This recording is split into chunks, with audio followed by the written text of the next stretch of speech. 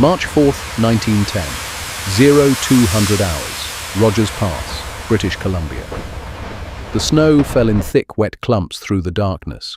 Station agent William Lang stood on the platform at Rogers Pass Station, watching the headlamp of locomotive 602 disappear into the mountain night. Behind that engine, 62 men rode in a rotary snowplow and work train heading west toward Shed 17. Their mission: clear the tracks after an avalanche had tumbled down Cheops Mountain 90 minutes earlier, burying the main line under 20 feet of snow and timber. Lang couldn't have known he'd just witnessed a death sentence in motion. The Canadian Pacific Railway's route through the Selkirk Mountains represented both engineering triumph and constant peril. Completed in 1885, the line threaded through Rogers Pass, a narrow corridor flanked by peaks that held more snow than any railway corridor in North America. The pass sat at 4,300 feet elevation, catching Pacific moisture that transformed into snowfall measured not in inches but in dozens of feet. CPR had spent millions on wooden snowsheds, structures that covered the tracks like tunnels to protect trains from the avalanches that rumbled down with terrifying regularity. But you can't build sheds everywhere, and on the night of March 4th, the section near Shed 17 sat exposed. At 0030 hours, an avalanche broke loose from Cheops Mountain. It wasn't massive by Rogers Pass standards, perhaps 10,000 cubic yards of heavy, wet snow, but it was enough. The slide crossed both mainline tracks, creating a barrier that stopped all traffic through the most critical section of Canada's transcontinental railway. CPR's response followed established protocol. Summon the rotary plow, mobilize a work crew, clear the tracks and restore service before dawn. Freight trains began backing up across British Columbia. The railway operated on tight margins. Every hour of delay meant lost revenue and disrupted schedules across the continent. 62 men assembled quickly. There were Japanese laborers from the section gang, housed in bunkhouses near the pass. Finnish immigrants who'd found work maintaining the endless miles of track through the mountains. A few Italians, several Canadians and Scots. The crew represented the polyglot workforce that built and maintained the CPR, men drawn from across the world to this remote mountain corridor by the promise of steady wages. William Lachance, the foreman, knew the risks. Everyone who worked Rogers Pass understood the mountains could kill you, but avalanches followed patterns. The first slide had come down from Cheops. Standard practice said you didn't get two major slides from the same slope in quick succession. Clear the tracks, restore service, return to the bunkhouses before dawn. The rotary plow, a massive machine with a circular blade that chewed through snow like an enormous mill, led the way. Behind it came flat cars carrying the work crew, then a locomotive to push the whole assembly. They moved west from Rogers Pass Station, headlamps cutting through the darkness and falling snow. By 0230 hours, the crew had reached the avalanche debris. The rotary plow engaged, its blades spinning, throwing snow in white fountains to either side of the tracks. Men jumped from the flat cars with shovels and timber hooks, attacking the edges of the slide, widening the cut the rotary made through the mass. The work was brutal. Wet snow at near-freezing temperatures. Darkness broken only by locomotive headlamps and handheld lanterns. The constant roar of the rotary plow. Men called to each other in English, Finnish, Japanese, Italian, a babel of languages united by the rhythm of shovels biting into snow. Above them, Cheops Mountain rose invisibly through the darkness and falling snow. The slope held millions of tons of accumulated winter snowpack layered with ice crusts, heavy with moisture, waiting for the precise combination of temperature, wind, and stress that would send it moving. At 0447 hours, that combination arrived. Several men heard it first, a sound described later as resembling distant thunder or a freight train approaching through a tunnel. Those with mountain experience understood instantly. They began running, shouting warnings in whatever language came first to their lips.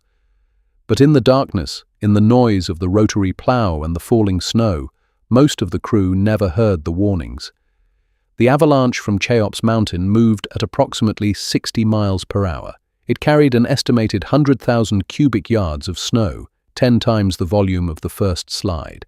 The mass descended through darkness, incorporating trees, rocks, chunks of ice, everything in its path. When it hit the work crew, men had perhaps 3 seconds between the first sound and impact. The snow wave swept across both tracks, engulfing the entire work train. The rotary plow disappeared. The flat cars vanished. The locomotive pushing from behind was caught and rolled. Men were thrown, buried, crushed, suffocated. Some were carried hundreds of feet down the mountain. Others were entombed where they stood, compressed under tons of snow that set almost instantly into a concrete hard mass. At Rogers Pass Station, William Lang was preparing morning paperwork when he felt a concussion through the building, a pressure wave from the massive slide. He stepped outside. The telephone line to Shed 17 was dead. So was the telegraph. He waited 10 minutes, hoping for some word. None came. He dispatched a relief train with lanterns and ropes and shovels, carrying every available man. Dawn came grey and cold. Rescuers reached the slide area to find the railway completely obliterated. Where tracks and work train had been, there now existed only a white slope flowing from mountain to valley, no visible wreckage, no sounds, just silence and snow. They began probing with long poles, searching for the solid feel of wood or steel or human bodies beneath the snow. The debris field extended over half a mile. The depth varied from 10 to 40 feet. They had no powered equipment, no sophisticated detection methods, just poles and shovels and desperate hope. Within the first hour, they found William Lachance, the foreman. He'd been thrown clear of the main slide, buried under only 6 feet of snow near the edge of the debris. They dug frantically, pulled him free. He was still breathing. For 20 minutes, he remained alive, conscious enough to speak briefly before succumbing to internal injuries and exposure. His last words concerned his crew. Had any others survived? None had. The recovery operation continued for weeks. As the snow slowly yielded its dead, the scale of the catastrophe became clear. 62 men had died in seconds. The bodies emerged gradually, some intact, others broken by the violence of the slide. Recovery crews worked in shifts, digging through snow that turned to ice, identifying victims from clothing, personal effects, the physical descriptions provided by bunkhouse mates and railway records. The dead represented the immigrant labor force that made the CPR possible. There were 30 Japanese workers, the largest single ethnic group lost. 13 were Finnish, 7 Italian, 5 Canadian, 3 Scottish, others from Norway, Sweden, Austria.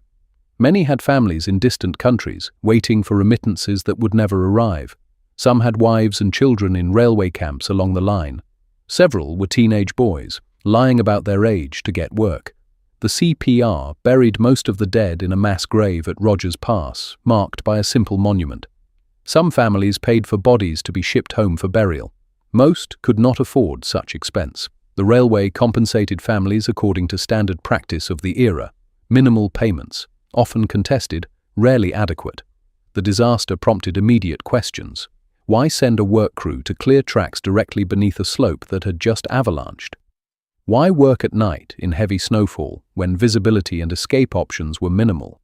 Why station the entire crew in the path of potential further slides? The answers revealed uncomfortable truths about CPR's operations in Rogers Pass.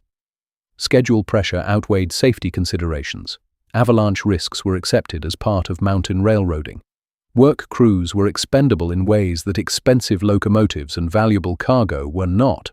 The 62 men died because the railway needed the tracks cleared quickly, and their lives were worth less than the cost of delayed trains.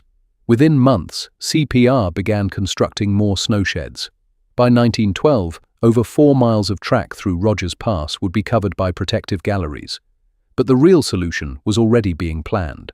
The Connaught Tunnel, driven through Mount Macdonald, would bypass Rogers Pass entirely.